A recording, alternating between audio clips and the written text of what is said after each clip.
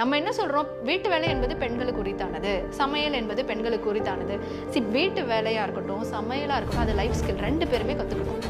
வெளி வேலையும் சரி, வெளியில போய் பார்க்குறது அப்படிங்க அதுவும் 2 பேருக்கும் செல்லுபடி. என் வீட்டில் அப்படி தான் என்னை வளர்த்தாங்க. என்னையும் என்னோட தம்பியையும். ஸோ என் தம்பிக்கு வந்து சமையல் செய்வான், நான் வெளியில் போய் வேலை செய்வேன். நாங்கள் 2 பேரும் 2மே கற்றுக்கிட்டோம். அப்போது நீங்கள் வீட்டிலேருந்து அந்த ஈக்குவாலிட்டியை வீட்டிலேருந்து எடுத்துகிட்டு வாங்க. அப்போது நீங்கள் ஒரு வீட்டில் ஒரு அம்மா வேலைக்கு போகிறாங்க, அப்பா வந்து அந்த அம்மாவுக்கு தேவையான விஷயங்கள் எல்லாம் பண்ணுறாரு, ஹெல்ப் பண்ணுறாரு, சப்போர்ட் பண்ணுறாருன்னா வீட்டில் இருக்கிற பையன் மனசில் அது பதியும்.